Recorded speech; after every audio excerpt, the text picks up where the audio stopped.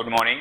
Today I will tell you how to use Blynk app using Node MCU, or you can say how I can control Node MCU using Blynk application. So first of all, you have to just go to this link like install Node MCU Board Manager for your Arduino GitHub. Over here you have to just click. When you just click on it, you got a link like as you see over here. This is the board manager. Okay, you have to just copy this, because when you go to your Arduino first time, in that Arduino you don't have any Node MCU toolbox. So as you see, when it is open, it will take some time. First time we will wait for it. As you see, it is started.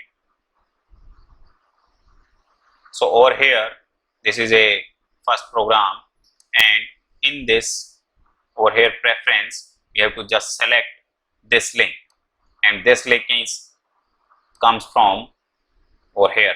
This is the board manager link. If you do not place this link, you cannot find out Arduino Node ESP toolbox. Okay, so I just close this, and again you have to go to your toolbox. Over here in the board, I already have Node MCU board.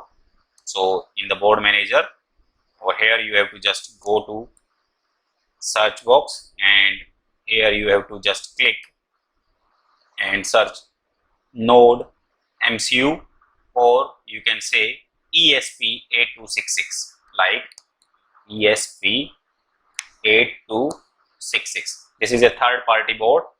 You can only download it when you put that link in your preference. So this is the first part. After installing, I already installed it, so I just close this. So when you install this, you have to just go to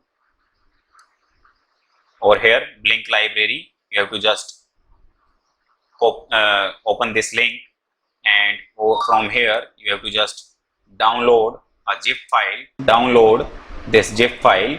When you just download this zip file, I already added this library into my Arduino board. You have to just go to sketch, add library, add this zip file. So I already download this, and in this PC, in the downloads, over here I got this library. You have to just open it. So this is the software installing. I already have this in my system, so it says it. So I just close this, and I just again open my Arduino. So when you open this, it will take some time. So over here, as you see, this is my Node MCU board. It is ESP8266 12V board, and on the mobile, you have to just go to Play Store and go to Blynk IoT Arduino 8266. So you have to just install Blynk Legacy, and I already installed it. Open it, log in it, and just put the password, log in it. Okay, so right now this is the view of Blynk app. So in this app, you have to just create a new project, and over here you have to just name it like LED control in this case. So I just create. So it will just generate a token on your given email ID, like in this salimnitk@gmail.com. I got a token. So you have to just go to your email ID, as in this case, just wait for it. over here I got the link, as you see. So you have to just copy this token, and go to your Arduino program, and for the program you have to just go to file, examples, Blynk application. It is below. Over here you have to select the board, like my Wi-Fi board, and over here you have to just select Node MCU, just click on it. Okay, so this is the program. So over here in this you have to just put your token over here, that is available on your mail ID. Over here you have to just select your Wi-Fi name. In this case my Wi-Fi name is HR32, and over here you have to just put the Wi-Fi password like this.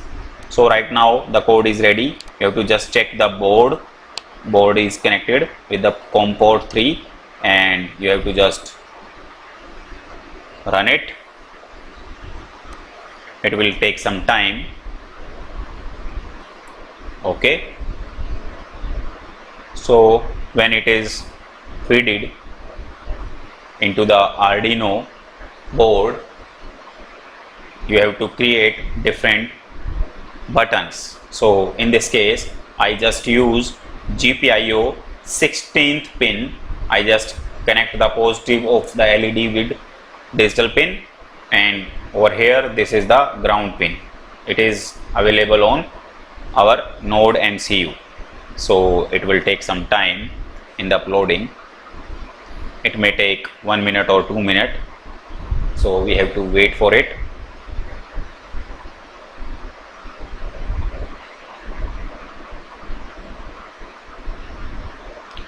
Basically it is based on your computer or maybe on your processor. Right now I am using Intel Core i3 processor, so it will take some time. On the Node MCU we have several digital pins and analog pins available on board. Over here this is the Wi-Fi chip, and this is the antenna. So using this board you can control your home applications, and you can acquire digital signal, you can acquire analog signal also, or you can acquire PWM signal also using this Node MCU. And you also generate digital signals, generate analog signals, and generates PWM signals also using Node MCU. Okay, so it will take some time while uploading.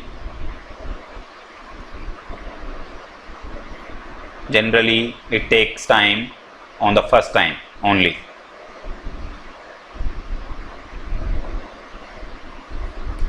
So we have to wait for it.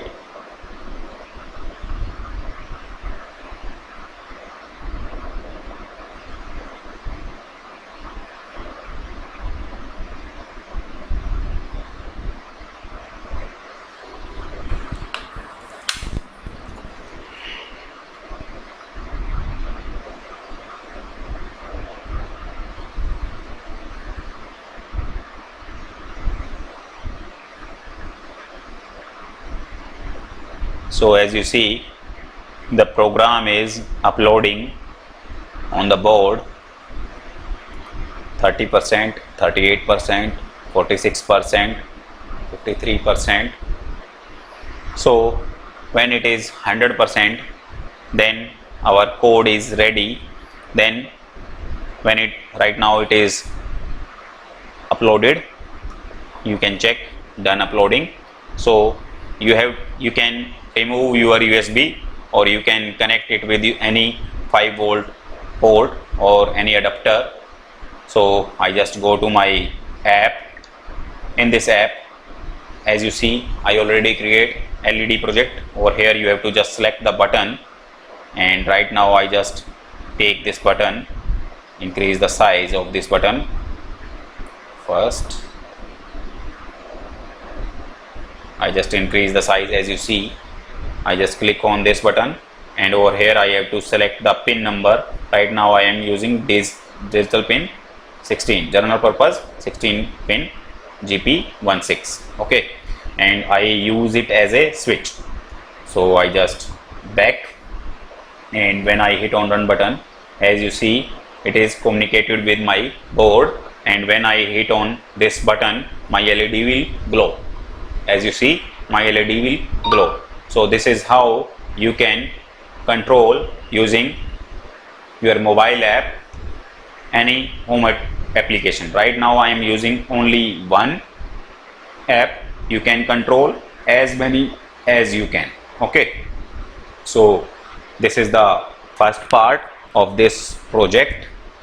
Then we just take a potentiometer. As you see, right now I am using a potentiometer. Using this potentiometer, I just read this, its output, or you can say I just read the output of potentiometer on my mobile app.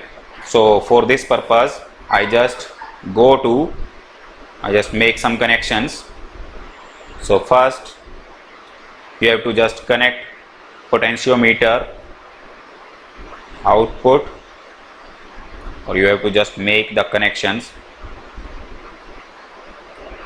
So right now these are the ground. Maybe you can connect it with ground. This is my wiper, this is my wiper in between, and this is my VCC. So on board I just connect the brown pin, just go to the 3.3 volt. It is available over here, and the ground pin is black, so I just make it over here, and this is my analog pin over here. So right now the pin is connected. I just stop it and just add another value display over here.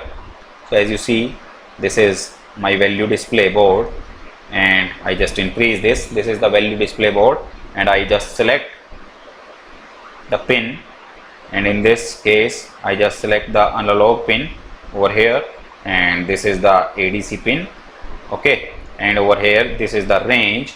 I just go back, and when I hit on run button, as you see, right now the value is 3, 4, and when I increase this, as you see over here, I got 159, 350, 360, 485. When I increase the voltage, means when 3.3 volt is there, then maximum 1024 will be over here. You can code it in your program as when there is 3.3 volt, you can code it. You have to divide this as when over here I decrease the potentiometer, or when I rotate the potentiometer, the voltage is decreases, and right now it is 0, and 0 is equivalent to 0 to 10. So digits are 3, 4, it is equivalent to 0. Okay, and when I hit on this button, right now the LED will glow, as you see. Okay, so this is how you can acquire analog signal and generate digital signal using Blynk app. Thank you.